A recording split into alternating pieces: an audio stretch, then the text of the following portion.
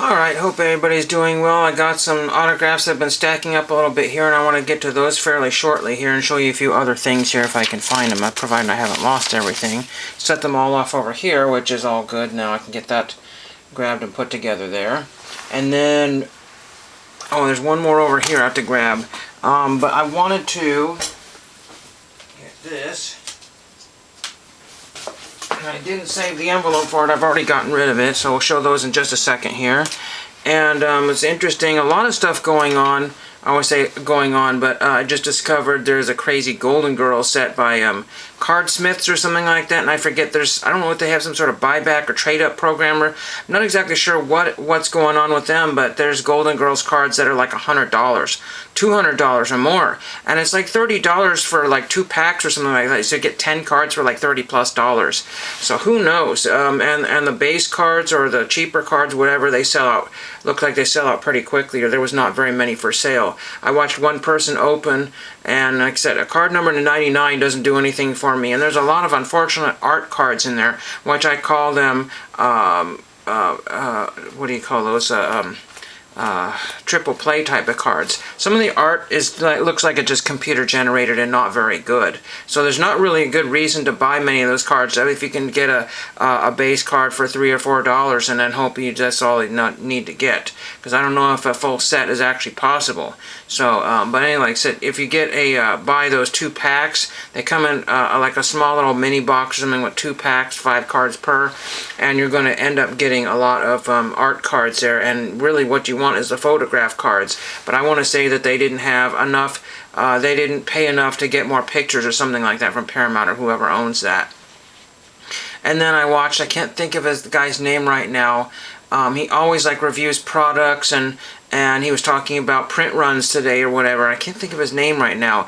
And he was going on about, is there too many 101s, that sort of thing. And I was just going on about one of my collections. There's over 1,200 cards in one of my collections, which I don't have. I only have like 4 pages of his cards, but just rows and rows and rows of 101s, 102s, 105s, 10s, 25. There's no point in getting that. And they were showing like, all the different Wanderers and all the different people from the last Adley Rutschmans, how many 101s, it's just absolutely astronomical, and that brings the price down and sort of thing. It just makes it so difficult, because in the day you could basically collect every card aside from some, regional issues that somebody didn't realize that they were going to be worth anything, and they got rid of them or threw them away. So there's just a lot of that kind of stuff. And then I'm working on my COMC list for Black Friday, finding absolutely virtually nothing. I mean, I made lists, but I don't want that stuff anymore. In fact, I really don't need that stuff. Do the autographs really quickly here. This came in yesterday with my letter, and what we do is we throw away the letters. It was an old postcard that I had no use for, so there's that one there. And this is from the Mad Hungarian Al Herboski. I only sent him 2 cards here, and because that's what I had. I'm not exactly sure how I got these cards, if I purchased these or what I did. And he didn't sign a Mad Hungarian because I didn't know anything about really what to do with him. I mean, I've seen people get them, but not everybody, gives you an idea what's going on there. But it's really hard to see. He signed, kind of down there, and then he signed right here next to his autograph there, so in kind of a dark spot there. Would have been nicer if it was up here, but that you just free autographs, you can't really complain. So everybody and their aunt and uncle has these. I'm probably the last person on the planet to get those, but I just wanted to have at least 2 cards there. And again, I don't remember how I got them. I got them on probably some sort of shipping deal, and that's probably what the seller had, and one of these kind of like Burbank sports cards type things, and then you just get what they have. Then these are just what I had, because I have a part of an update set. All the good cards were stolen out of it, or taken out of it, before I got to it.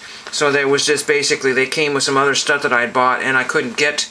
I think it was a Goodwill purchase, and the bin had been already ransacked, and they were taking the row away, and thousands of cards were, hundreds if not thousands of cards were there, and I couldn't get to them before they took them away. But there is Joe Cowley. I got this a couple years ago, I think. And I was just really shocked. This is before Goodwill started taking all the cards away. 99.999% of the cards. They've done that with the Legos now. So they accidentally brought out one Lego, and there's a guy who collects Legos, and I gave it to this recently retired guy that collects Legos. And then there's the other Joe Cowley, because I don't remember if I found these cards or somebody found me a bunch of 85s. I have, you know, probably 75% or more of the set, but I don't have like the Mark McGwire's or any of the big names out of it. So it's just, again, somebody pulled out all the stars, and they're that. You know, again, when I see Mark McGwire's dirt cheap, I either get outbid or something happens, and they still go for next to nothing. But then when I start looking for Mark McGwire's, and they're just like, geez, I don't want to pay that. And then I got this one here, Dave Dravecky here. I saved a couple of the envelopes. In fact, I screwed up and put an extra envelope inside one, but it worked out because it protected my cards. That was one of the ones there. And then this one was, you know, one of those stamps, which I haven't used for a little bit there, so gone a little bit longer. And Dave Dravecky signed 2 cards. I was going to send more, and I wanted to give him a bunch of these, but I couldn't find them. I may have given them away to somebody else, or I don't know what happened to them. But these are Profiles cards, and I don't know who made the Elite Litho. So Elite Marketing or somebody made these. I don't really know. It says Heroes of Life, Dave Dravecky. I don't know if any of the other people in that set there, but I had him sign that one there. And then I had him sign an 84 Topps, and I think this was an extra one that I had.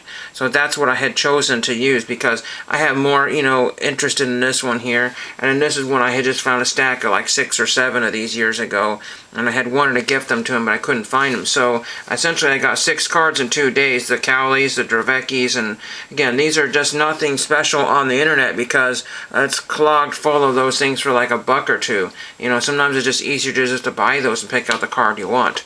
That's pretty much it for that. And then I'm going through, you know, my cards here to seeing what do I really need for COMC. There's Westview. This is an old, what was it? I can't think of WandaVision.